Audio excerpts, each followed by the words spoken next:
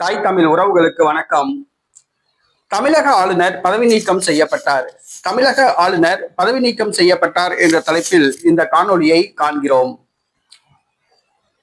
இது இப்பொழுது நடைபெற்றதல்ல, 2001ஆம் ஆண்டு நடைபெற்றது. 2001ஆம் ஆண்டு தமிழக ஆளுநராக இருந்தவர் பாத்திமா பிவி.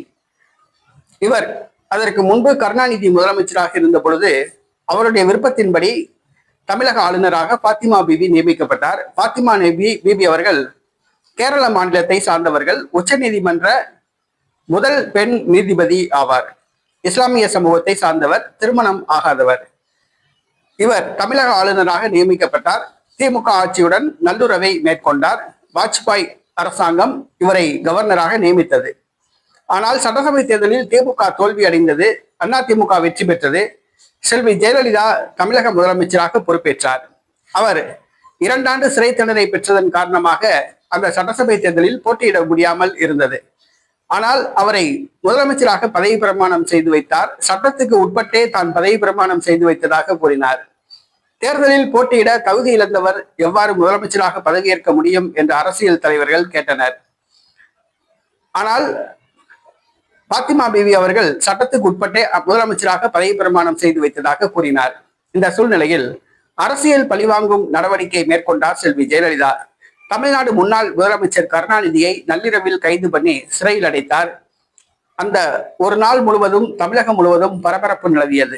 அடுத்தடுத்து பழிவாங்கும் நடவடிக்கைகளை செல்வி ஜெயலலிதா மேற்கொண்டார். திமுக உடனடியாக மத்திய அரசிடம் குற்றம் சாட்டியது. அதாவது மத்திய அரசில் திமுக அப்பொழுது அங்கம் வகித்தது. முரசொலிமாறன் மத்திய அமைச்சராக இருந்தார். கருணாநிதி கைது செய்யப்பட்ட போது மத்திய அமைச்சராக இருந்த முரசொலிமாறனையே காவல்துறையினர் தூக்கி லாக்கப்பில் வைத்தனர். தமிழக ஆளுநராக இருந்த பாத்திமா பிவி அதிமுகவுக்கு சாதகமாக செயல்படுகிறார் என்று திமுக சார்பில் குற்றச்சாட்டு வைக்கப்பட்டது. தமிழக ஆளுநரை பதவி நீக்கம் செய்ய வேண்டும் என்ற கோரிக்கை வைக்கப்பட்டது. இந்த சூழ்நிலையில் அடுத்த 24 மணி நேரத்தில் தமிழக ஆளுநராக இருந்த பாத்திமா பிவி பதவி நீக்கம் செய்யப்பட்டார் என்பது குறிப்பிடத்தக்கது. ஒரு அரசியல் கட்சியினுடைய கோரிக்கையை ஏற்று தமிழக ஆளுநராக இருந்த பாத்திமா பிவி பதவி நீக்கம் செய்யப்பட்டார். பதவி நீக்கம் செய்யப்பட்ட பாத்திமா பிவி அரசியல் நடவடிக்கைகள் எதிலும் கலந்து கொள்ளவில்லை. தனது ஓய்வு காலத்தை கேரளாவில் கழித்தார்.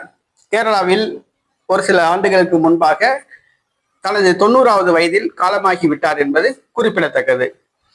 தமிழ்நாட்டில் பதவி நீக்கம் செய்யப்பட்ட ஒரே ஆளுநர் பாத்திமா பிவி என்பது குறிப்பிடத்தக்கது.